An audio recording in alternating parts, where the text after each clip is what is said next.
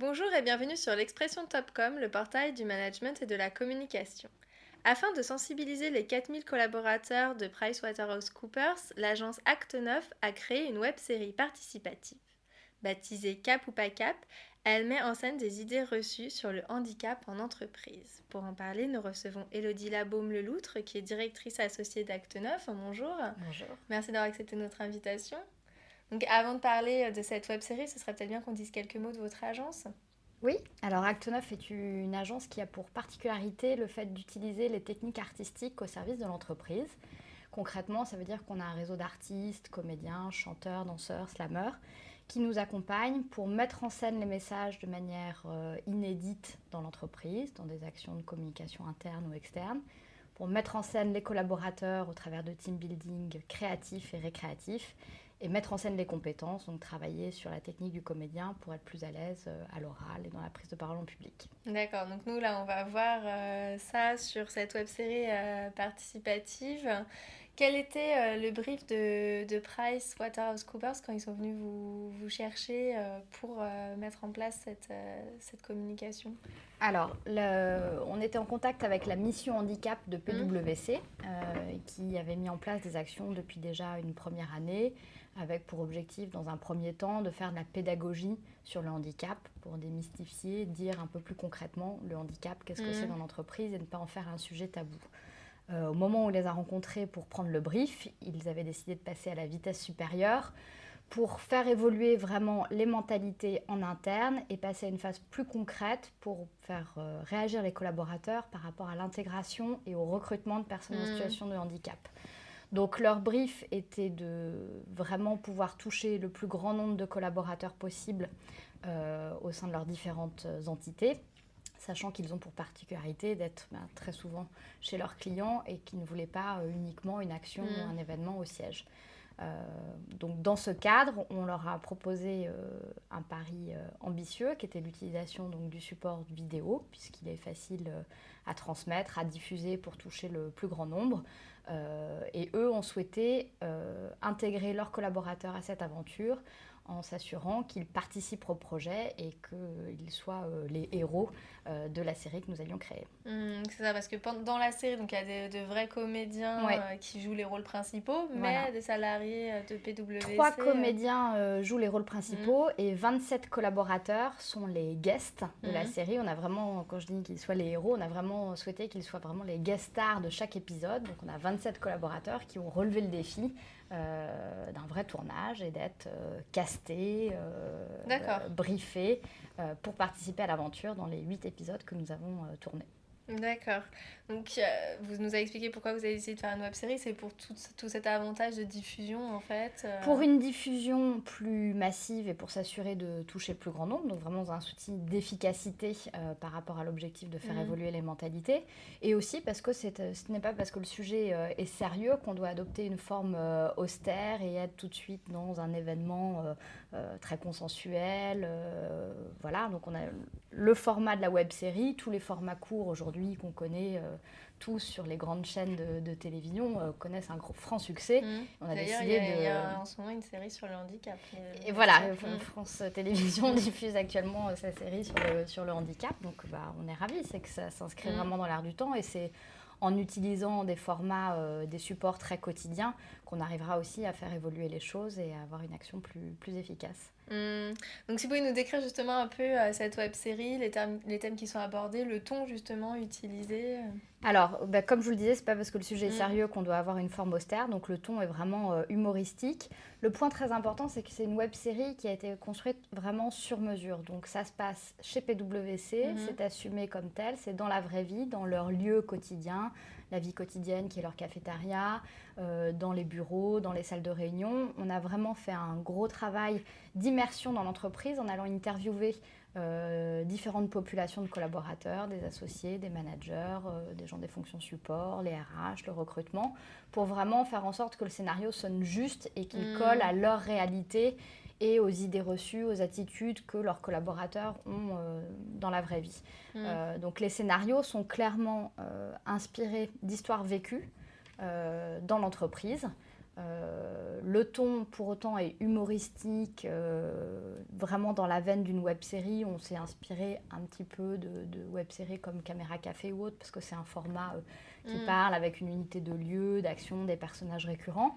Mais on est vraiment dans l'humour pour faire réagir les collaborateurs. L'objectif étant que quand le collaborateur de chez PwC visionne la web-série, il se dit non, je n'aurai jamais cette attitude, cette réaction, pour vraiment... Et qu'il l'ait en tête au moment où il se retrouve dans une situation comme Exactement. ça. Notamment, il y a le recrutement qui est traité. Alors, dans les différentes thématiques d'épisodes, on a balayé différentes situations liées à l'intégration et le recrutement de personnes en situation de handicap.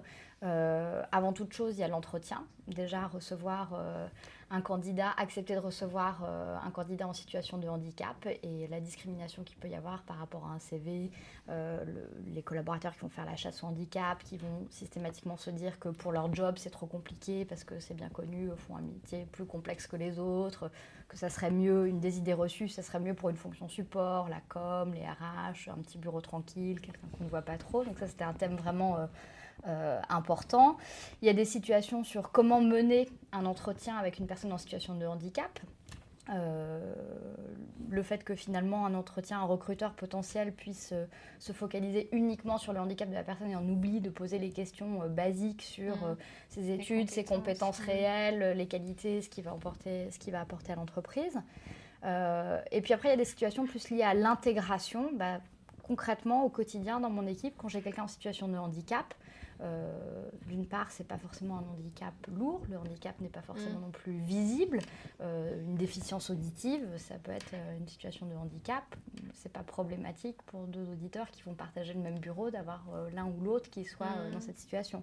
Donc, illustrer un peu, le côté où les fausses bonnes attitudes. Le collaborateur qui, sous couvert de vouloir bien faire, va faire une déferlante de choses complètement improbables, inutiles, qui vont mettre mal à l'aise la personne concernée par ces pseudo-bienveillances.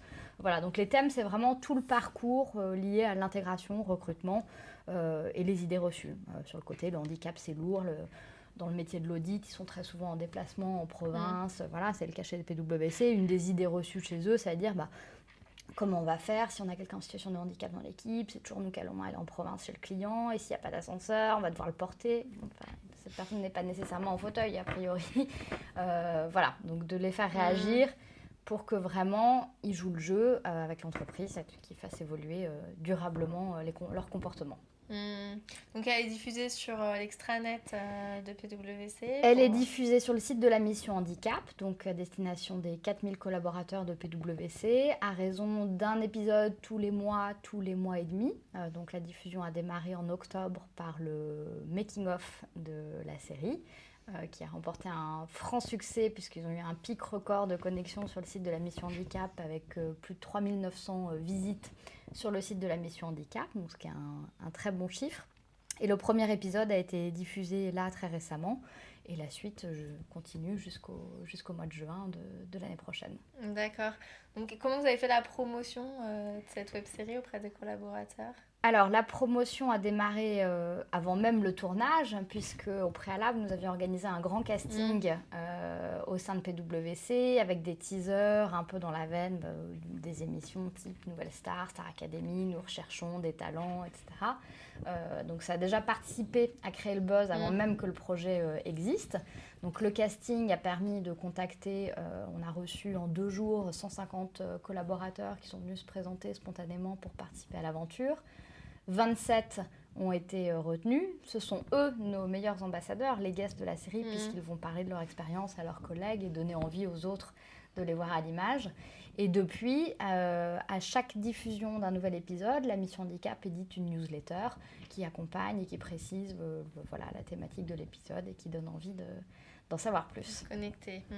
Donc vous nous avez dit qu'il y avait eu un pic de connexion lors de la diffusion du making-of. Et ensuite, est-ce qu'il y a eu des réactions vis-à-vis donc, déjà du making-of, mais du premier épisode surtout Alors, sur le premier épisode, on sait qu'un collaborateur sur 2 chez PwC l'a vu, ce qui est déjà de très bon augure pour la suite. Et puis, on espère qu'après, ils auront envie de voir la suite. Donc, on a eu aussi de très bonnes connexions au lancement. Et puis, globalement, la mission handicap a eu beaucoup de retours, formels ou informels, mais des mails, des gens qui ont réagi suite à la diffusion, qui étaient vraiment fiers de l'action de PwC sur le sujet, enthousiasmés par le produit, par la web-série. Et aussi de gens qui sont en situation de handicap chez PwC qui ont trouvé ça très drôle, bien vu. Et l'important, c'est que ça sonne juste aussi, qu'on ne soit pas ni dans le misérabilisme, ni dans des choses trop caricaturales et déplacées. Voilà. Évidemment. Donc, vous nous avez dit que ça allait se poursuivre jusqu'au mois de juin de l'année prochaine. Oui. Est-ce que vous pensez qu'il y aura aussi une deuxième saison de Cap ou pas Cap? On espère une saison 2 qui pourrait porter sur le thème du handicap, mais aussi sur d'autres projets de l'entreprise. On peut utiliser ce principe à d'autres fins pour communiquer dans l'entreprise sur différents projets, en utilisant ce même principe d'associer des collaborateurs d'entreprise. Donc peut-être qu'il y aura de nouveaux défis à relever, ou encore des choses à raconter sur le handicap. Je pense qu'il y a encore beaucoup de travail à faire. Évidemment. Je vous remercie d'avoir répondu à mes questions. Merci à vous. Au revoir. Au revoir.